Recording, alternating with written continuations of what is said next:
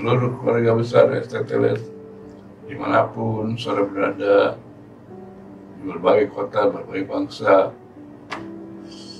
Saya Rahmat Manulang ingin mengucapkan salam pembaharu. Ada hal yang sangat penting yang harus umat Tuhan pahami dan percayai dan alami dalam hidupnya, yaitu mengenai Paskah. Firman Tuhan katakan memang Paskah secara harafiah dijelaskan dalam kisah bangsa Israel ketika diperbudak di Mesir dengan mengalami 10 tulah yang ujungnya adalah yaitu kematian bagi anak-anak sulung setelah tulah yang sebelumnya, yaitu air darah dan sebagainya. Karena Tuhan ingin melepaskan bangsa Israel dari perbudakan Mesir yang sudah diperbudak selama 430 tahun.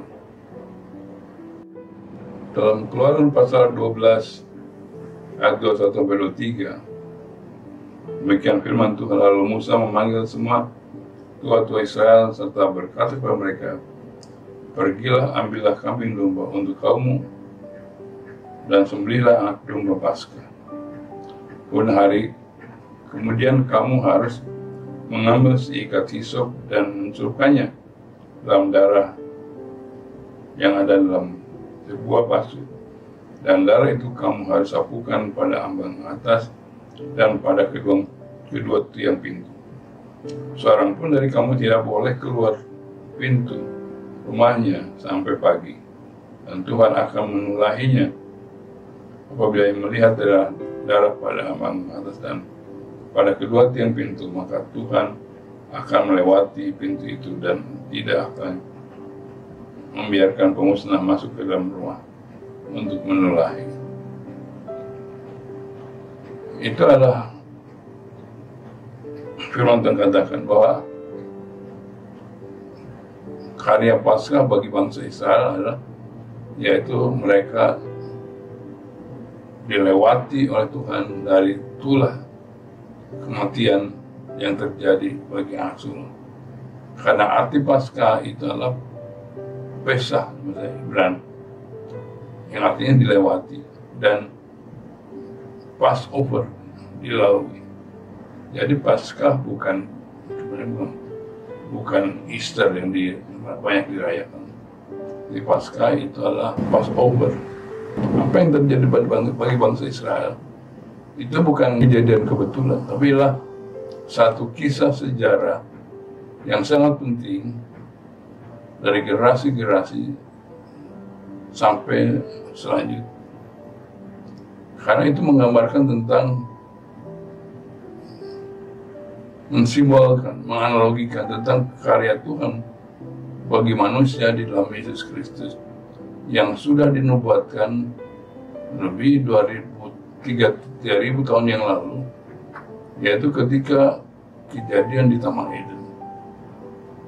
Seperti kita ketahui bahwa manusia yang diciptakan di Taman Eden itu,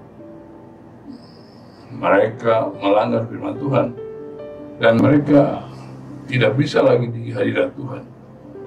Dan firman Tuhan katakan ketika itu Tuhan memberi solusi untuk mengampuni manusia agar kembali kepada Tuhan. Karena kalau tidak, maka manusia akan binasa, dunia akan hancur. Karena rencana Tuhan adalah sebenarnya Tuhan ingin mendirikan kerajaannya di bumi. Itulah menubuatkan tentang kematian Kristus, kebangkitannya di kayu salib. Dan firman Tuhan juga menubuatkan dalam kisah, dalam ayat firman Tuhan, yaitu Yesaya. Dalam Yesaya 53 dikatakan bahwa 53 ayat yang ketiga kitab Yesaya dinubuatkan, dia dihina dan dihindari seorang yang penuh kesengsaraan dan yang biasa menderita kesakitan. Ia sangat dihina sehingga orang menutup mukanya terhadap dia, dan bagi kita pun dia tidak masuk hitungan. Jadi sudah dinubuatkan di zaman Yesaya yang mungkin berdekatan sekitar 700 tahunan daripada sekarang. Jadi sepanjang Alkitab Perjanjian Lama,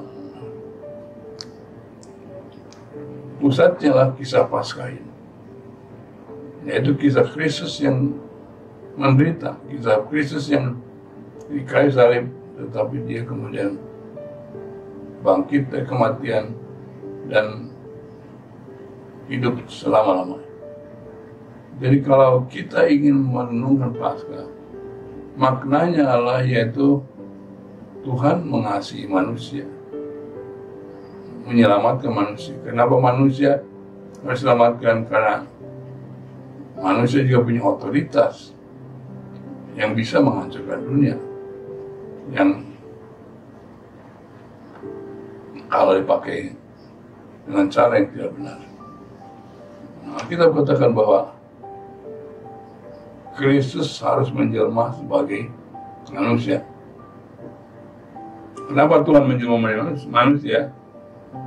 Karena Tuhan sudah menyerahkan kuasa pada manusia yang ditipu oleh setan, dan akhirnya sepertinya setan punya kuasa. Dalam Filipi pasal 2 ayat yang ke-6 menjelaskan yang walaupun dalam rupa Allah tidak menganggap kesetaraan dengan Allah itu sebagai milik yang harus dipertahankan, melainkan telah mengosongkan dirinya sendiri dan mengambil rupa seorang hamba dan menjadi sama dengan manusia. Dalam keadaan sebagai manusia, dia telah merendahkan dirinya dan taat sampai mati, bahkan mati saat mati di kayu salib.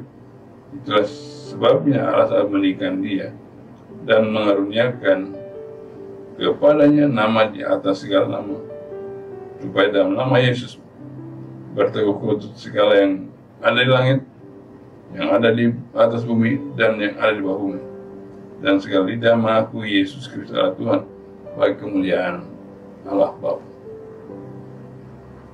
Jadi kalau dalam Filipi ini begitu jelas bahwa alasan kenapa Kristus sebagai Allah yang mau merendahkan diri. Bayangkan, dia sebagai Allah bahkan mengambil tempat yang terendah, yaitu yang terendah adalah salib. Bukan manusia yang terhormat, ya manusia dianggap jahat sehingga layak untuk dibunuh. Kenapa dia mati? Karena hanya kematian yang bisa menggantikan dosa manusia, supaya manusia bisa menikmati seluruh berkat, seluruh anugerah yang Tuhan sudah sediakan. Jadi begitu pentingnya Paskah ini, karena di Paskah inilah ada pertukaran saudara yang tadinya harus masuk neraka menjadi surga, saudara yang harusnya tadinya binasa menjadi hidup, saudara yang tadinya harusnya sakit menjadi sehat, yang saudara yang tadinya terkutuk menjadi berkat.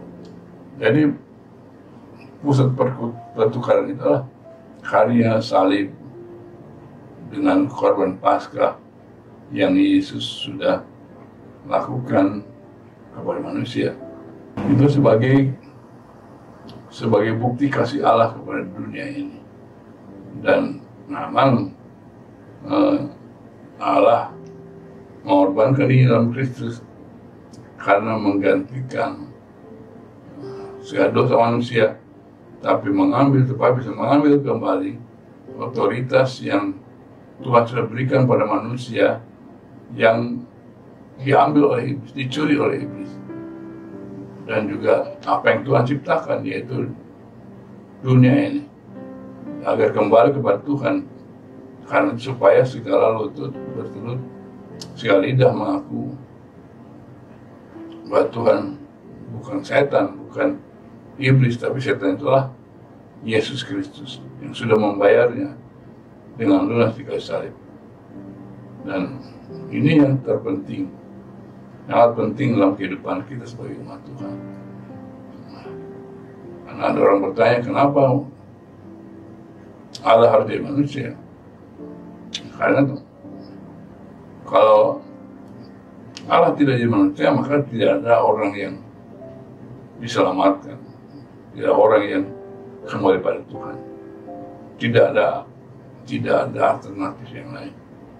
Jadi bagian kita sekarang adalah dalam kita merayakan Paskah, bukan hanya pesta, bukan hanya itu gitu, tapi memahami makna dan mengalaminya dalam kehidupan kita, mengingat apa yang Tuhan sudah berikan bagi kita dengan kita percaya kepada Kristus. Itu percayalah menerima segala berkat dibalik daripada karya Paskah itu dengan percaya kepada Yesus, dan juga dengan kita hidup seperti yang firman Tuhan katakan, dan juga kita mengerjakan pekerjaan yang dilakukan selama kita masih bernafas. Biarlah di tahun 2022 ini kita terus menikmati karya Paskah dan Tuhan dimuliakan dalam kehidupan kita. Amin. Selamat Paskah.